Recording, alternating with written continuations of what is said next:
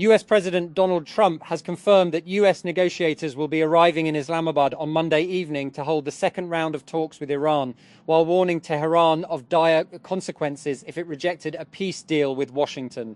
My representatives are going to Islamabad, Pakistan. They will be there tomorrow, Monday evening, for negotiations, the US President wrote in a post on his Truth Social on Sunday. And Quetta Gladiators won the toss and elected to field first against Peshawar Zalmi in the 29th match of the Pakistan Super League. PSL 11 at Karachi's National Bank Stadium on Sunday. Peshawar Zalmi, Muhammad Haris, Babra Azam, C, Kusal Mendis, Aaron Hardy, Farhan Yousaf, Iftikhar Ahmed, Michael Bracewell, Abdul Samad, Sufyan Mukim, Muhammad Basit and Ali Raza. That.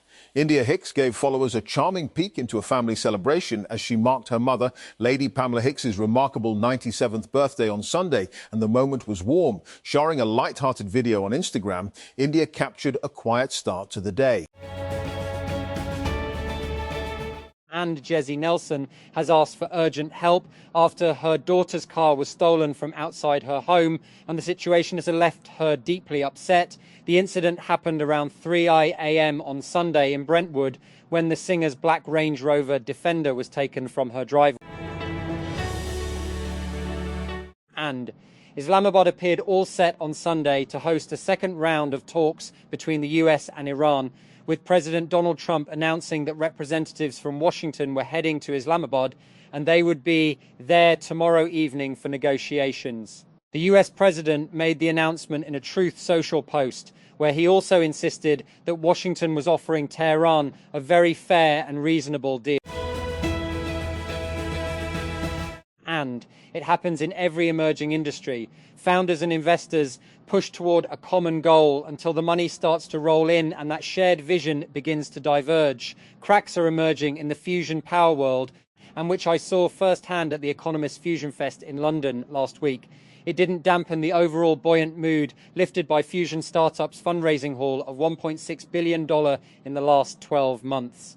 But people had differing opinions on two key questions. When should Fusion Startups go public? And are side businesses a distraction?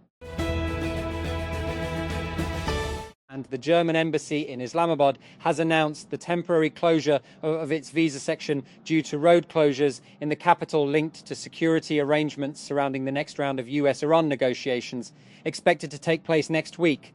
According to a statement shared by German ambassador to Pakistan Ina Lapel on X, formerly Twitter, the visa section will remain closed from the 20th of April 2026 until at least 21 April 2026. And is Justin Bieber about to hit the road again, or just trolling the internet a little? Fans are spiraling in a fun way after a quiet update on his official website hinted at something big. And King Charles and the royal family will be marking an important celebration, and Princess Anne will be stepping up in her role for the occasion. The Princess Royal, who is the only daughter of the late Queen Elizabeth II and one of the hardest working members of the royal family, would have a special honour as they mark the late monarch turning on April 21st. And Dylan Sprouse seems to be returning to his normal life after a terrifying break-in incident on Friday when he courageously tackled the intruder and held him at gunpoint until the police arrived. The 33-year-old actor took to Instagram on Saturday, April 18, and shared a picture of a game he appeared to be attending. That. The mystery surrounding Sarah Ferguson was finally resolved after 7 months of speculation as she broke cover at a chalet near the Meierlife Medical Health Resort in Alzey, Austria. It was previously reported that Fergie has been struggling with her living situation, and her whereabouts have been strictly concealed even from her own daughters, Princess Beatrice and Princess Eugenie. However, other reports suggested that the sisters have been in contact with their mother. And Cardi B nearly cancelled the final concert of her Little Miss Drama Tour .Hours before she was supposed to take the State Farm Arena stage in Atlanta, Georgia on Saturday, April 18. The Grammy-winning rapper jumped on her Instagram Live mid-altercation with the staff. And dozens of Chinese-made humanoid robots showed off their fast-improving athleticism and autonomous navigation skills as they whizzed past human runners in a half-marathon race in Beijing on Sunday. And highlighting the sector's rapid technical advances, the race's inaugural edition last year was riddled with mishaps, and most robots were unable to finish.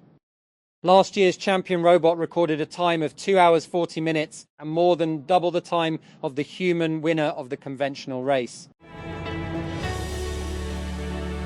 And Blue Origin has successfully reused one of its New Glenn rockets for the first time ever, marking a major milestone for the heavy launch system as Jeff Bezos' space company looks to compete with Elon Musk's SpaceX.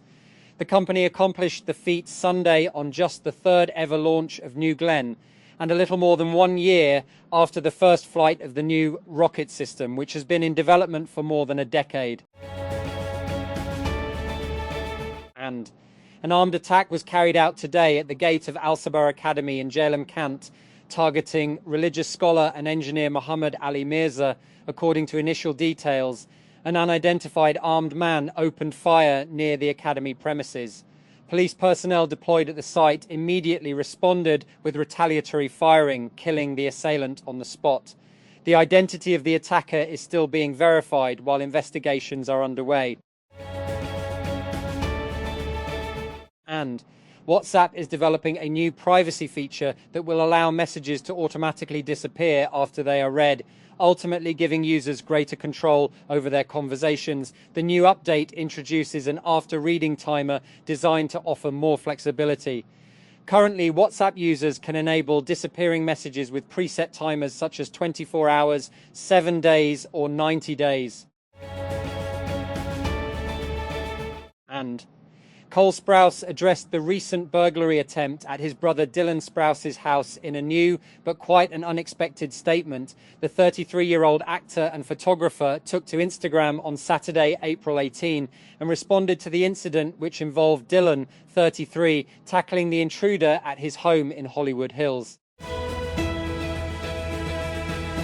And Sarah Ferguson has been keeping an extremely low profile, but keeping an eye on every move happening back in the UK. The year 2025 proved to be disastrous for the York household.